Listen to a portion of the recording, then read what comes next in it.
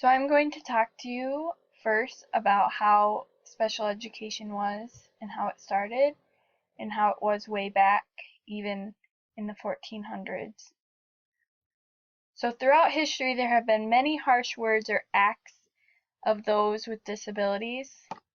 So I'm first going to talk to you about special education and how it started and how it was way back even in the 1400s to the 1700s.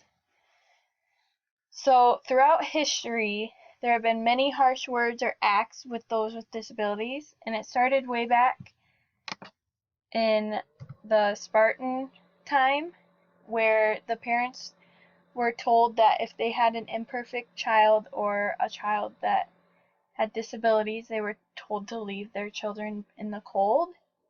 And there were also beliefs that those who had emotional problems were not caused by supernatural power but by natural forces. There were temples or asylums built for people with disabilities at the time, or as they called mental illnesses. And the period between 1450 and 1700 was often known as the hardest for those with illnesses, mental illnesses, and those with illnesses were often persecuted. Jean Gaspard was the first person to teach those with disabilities, and others saw Jean as a very influential person and had a great impact on those with disabilities. So there are many acts that go into special education, and the first one is Vocational Rehabilitation Act of 1973, Section 504. So it states that non-discrimination under federal grant required that no otherwise qualified handicapped individual in the United States shall solely by reason by his handicap be excluded from participation in or be denied the benefits or be subjected to discrimination under an activity receiving federal financial assistance. So that covers education, employment, health, welfare, and any other social service programs. All recipients of the Department of Education funds that operate public elementary and secondary programs must provide a free, appropriate public education to each qualified individual with a disability who has jurisdiction regardless of the person's disability. So then this act was reevaluated in 1973 and then 1975, and in 1975 it was changed that all handicapped children 94-142, which stated that all children between 3 and 18 must be provided of that free public education, and if the student needs to be in a general classroom, then that's called least restrictive environment. So putting them in an environment in which they learn best, such as if they need to work with one-on-one, then they will work with one-on-one.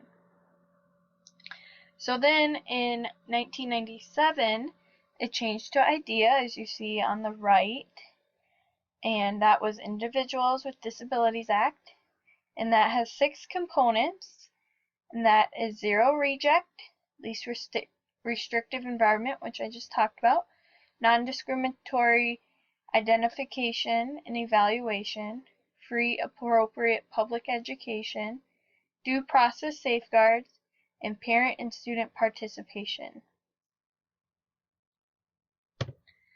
So there's a whole lot that goes into the IEP process, and one thing that it includes is that there's a team, and the team includes parents of the child, one regular education teacher, special education teacher, a representative of a local educational agency, one individual who relates to the goals and steps of the IEP, and also the steps for the IEP is that the child is first identified of if they need special education services or not, and then there will be an assessment on the child, and the parents will be contacted about that first.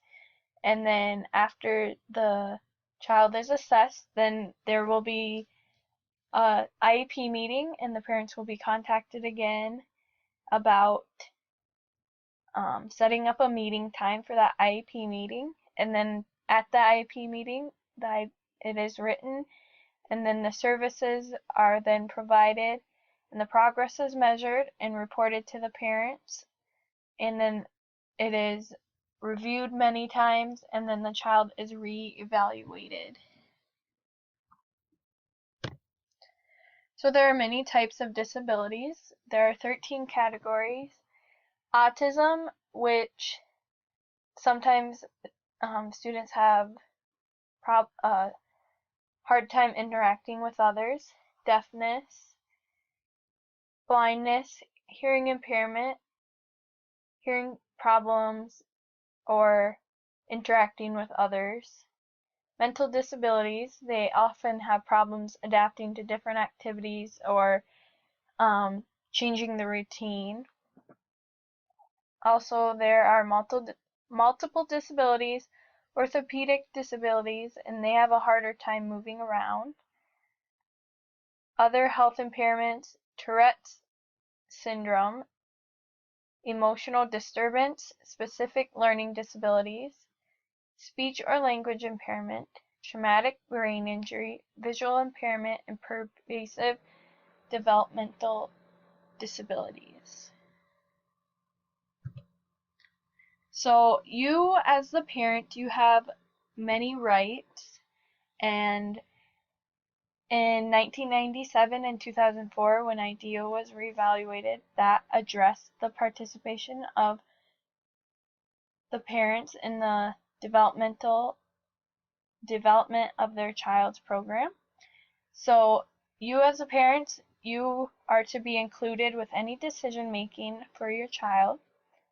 You can examine all records and participate in meetings such as IEP meetings, evaluations, placement of your child, and you will not be denied of that free appropriate education. There's always a consent from you, which is required before the student is evaluated for the first time, going back to that assessment.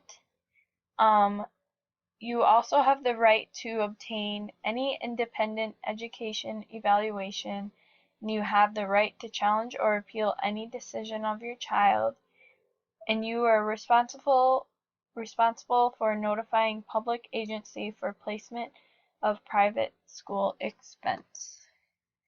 So I hope you learned more about special education, and thank you for watching my video.